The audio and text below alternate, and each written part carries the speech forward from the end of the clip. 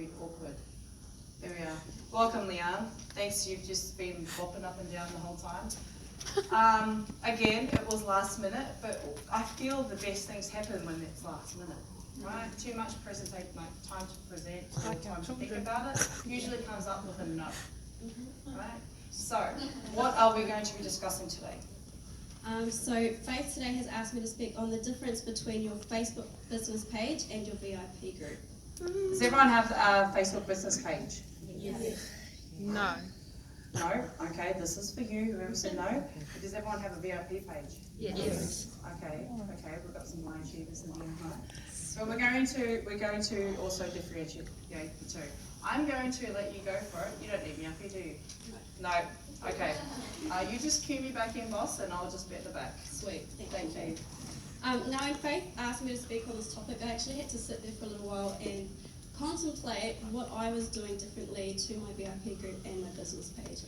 Because when I actually started with Sensi, it kind of took me a long time to decide to create a VIP group on top of my business page. To me, it kind of seemed like a lot of extra work for me to do, you know, because you've got this page, that page, and your personal page. And so it was like I was kind of doubling up on a lot of things. But since Faith has actually asked me to speak on this topic, what did I do? I went and Googled. Just to make sure that what I was doing was good enough to share with you today, okay? And actually, who was it? Elisa on my Sensi team. She was actually sharing a a Facebook Live about another Sensi consultant. Her name was Jilly Sue. Have you heard of her? Yep. I'd never heard of her before, but again, I went and Googled, and she's this really awesome consultant in America. She has a fabulous spread of YouTube clips that, you know, she shares all this amazing information about social media platforms and stuff. So, just a side note, guys, if you don't know what to do on a particular subject on social media, just YouTube it or Google it. There's heaps of information on there. So anyway, I'm super grateful for Jilly Sue's Facebook Live. She taught me a lot of valuable things, and I'm going to kind of relay what she taught in her Facebook Live to you guys today. So firstly, like I said just before, we need to talk about the 3 places that you should always be online. Can anyone tell me those three places? Yep, so not the different social media platforms, but on Facebook, which 3 places should you always be? Number 1 is your personal page.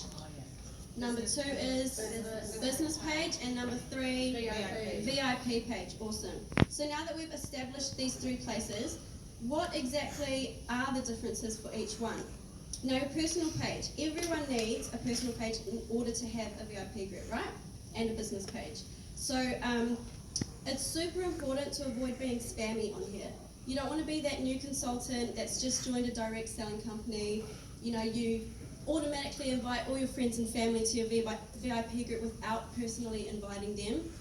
You know, you send them an invitation to like your business page, and then you start bombarding them with all these different notifications of this new product that you're selling.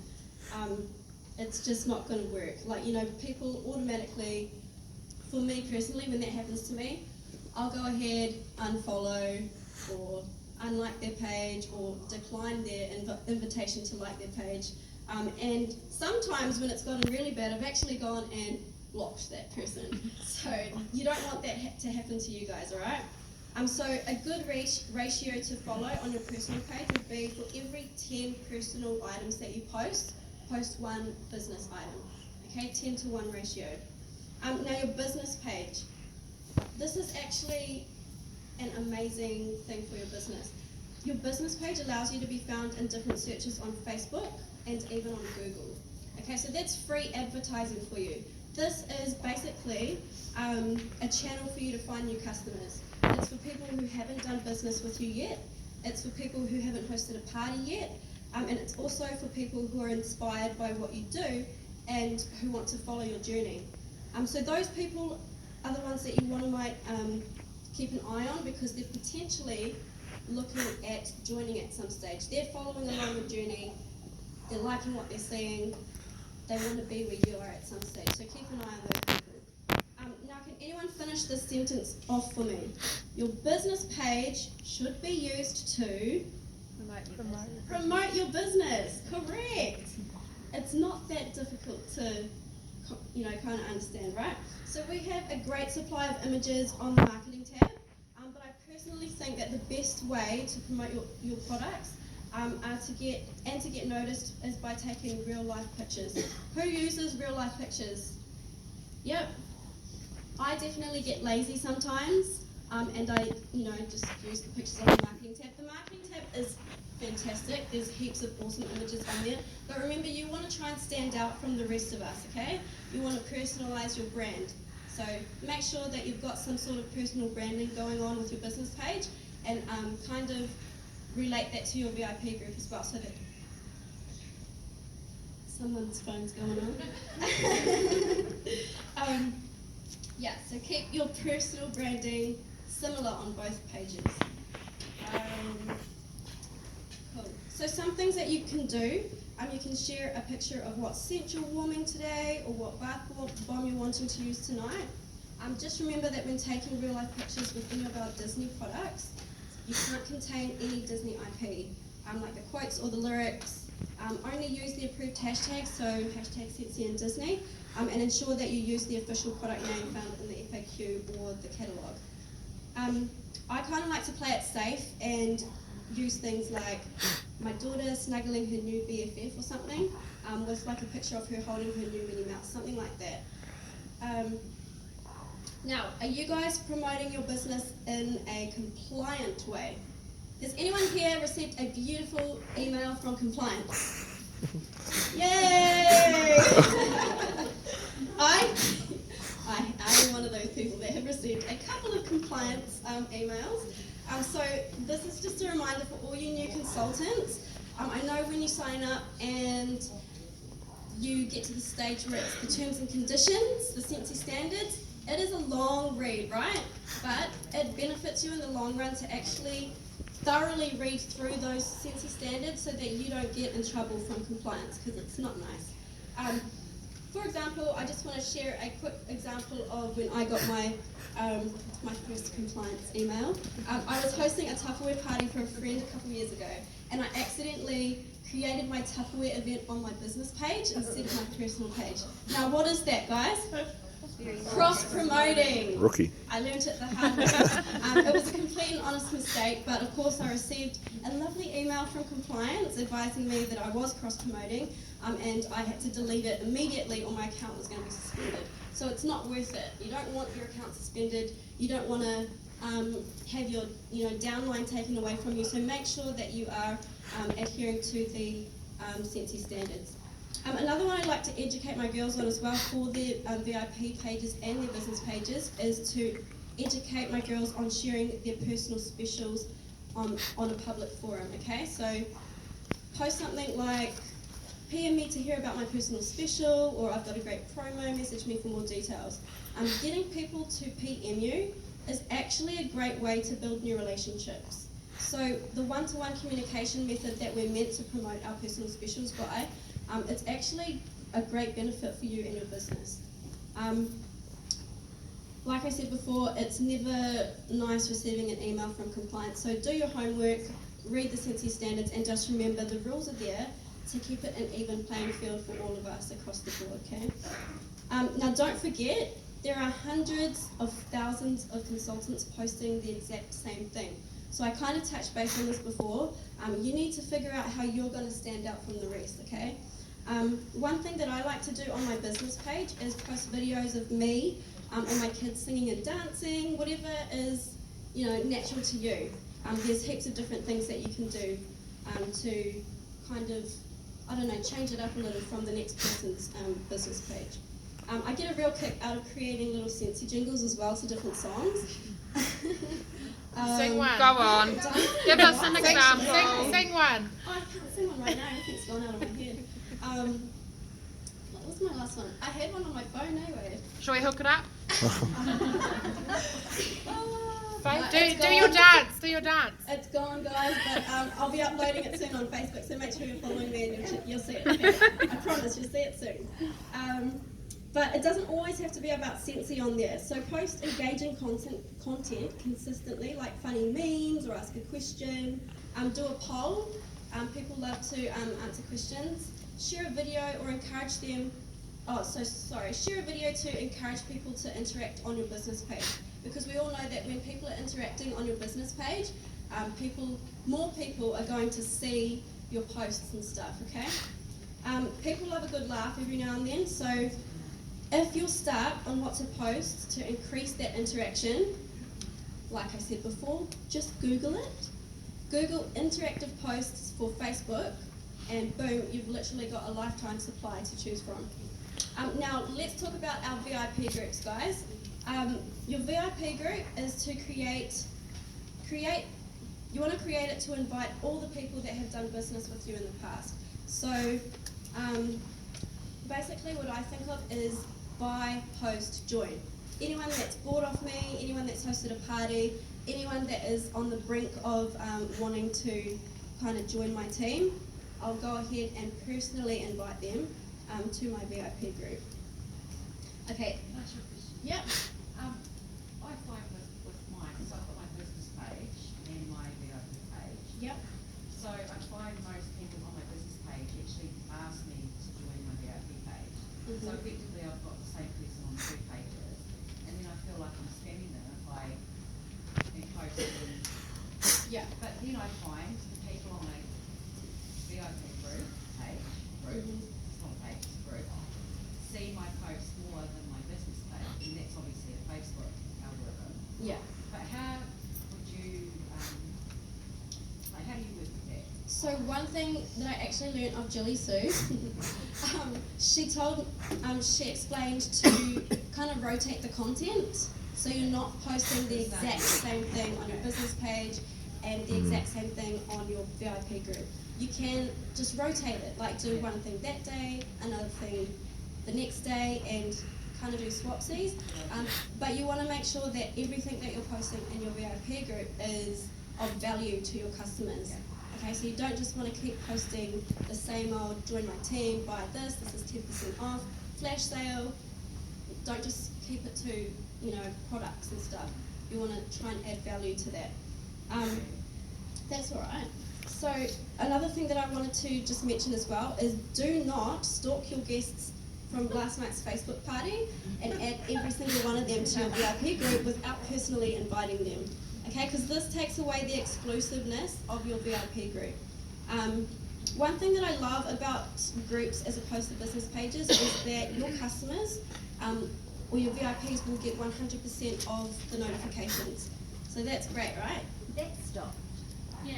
So recently there's been an update on Facebook with the groups, and now all your VIPs need to go back in and change their notification settings. Oh, okay. Because Facebook is trying to take it back to the people and away from the business. Right. So I know Leanne, both of us, were having 50 to 100 views on posts for our VIP group, and now we're at 1 or 2. So if your customers, if you make a post or maybe even personally message them or text them and tell them to change that notification setting, will they still receive it? They're not getting it. It's not making a difference. So it's not coming into their news feeds at all, even if they've updated the notification settings. So if they then make a special point of going into that group to look on my page, they'll see them there, but they're not getting any notifications or anything coming up, although they've changed their notification setting. So I think one way that you can get around that is there are other ways of contacting your customers. Maybe if you want to just do a bulk text message and say, hey, check out my latest post on my VIP group or something, that could be another way to kind of double check that they are receiving the message or the personal, I don't know, whatever you're posting on your VIP group. But that is kind of annoying. I think It's happening to a lot of people. I know a lot of other people are finding the same thing. Yeah, I think more of my customers on my VIP group are still seeing a lot more of my content than on my business page though. So that it's still an advantage, I guess, of having a VIP group than the business page. Okay, one thing, who actually goes live on their Facebook VIP groups? Yeah. Great. That's awesome. My customers feel like they already know me, even though half of them I haven't even met. Okay, and that's purely because I do go live a lot, and so they're able to kind of engage with me on a more personal level. So definitely, if you haven't tried giving Facebook Live a go just yet, give it a go, okay? Who hasn't? Put your hand up if you haven't. Who's going to try it? Keep your hands up. Come on, get out of your comfort zone. You know what? I'm actually, I don't know. I can be quite an extrovert at times, but when I go live, sometimes I actually do feel like quite an introvert, and I just get confused. I start losing my words, I get mumbled, and it just doesn't really flow well. But you know, you just kind of got to practice. Practice makes perfect. So try it out. Yep. I've had comments of people that I've met after, like, they've been on my page for a while, and the amount of comments I get to say, like, I actually know you, I feel like I know you, and I'm attracted to your page over that person's Scentsy page because you go live, and it's definitely an advantage. Yeah, definitely. That's so cool to hear. Now guys, you can't just create a VIP group and forget about it. Who posts frequently on their VIP group? Yep, that's exactly what you want to do. Maybe like a minimum of 1 post per day. Don't overdo it and don't underdo it. You want to kind of have a good, a good ratio of how frequently you post. Because you know, if you're not posting on your VIP group, what even is your VIP group? It's not very VIP if you're MIA from your VIP group, right? So make sure you are at least posting once a day. Now some things that you can share on your VIP group are sneak peeks, exclusive Scentsy approved promotions and products. You can play games, do some polls, VIP events, post real life pictures, or even videos of how you use your own Scentsy products in your everyday life.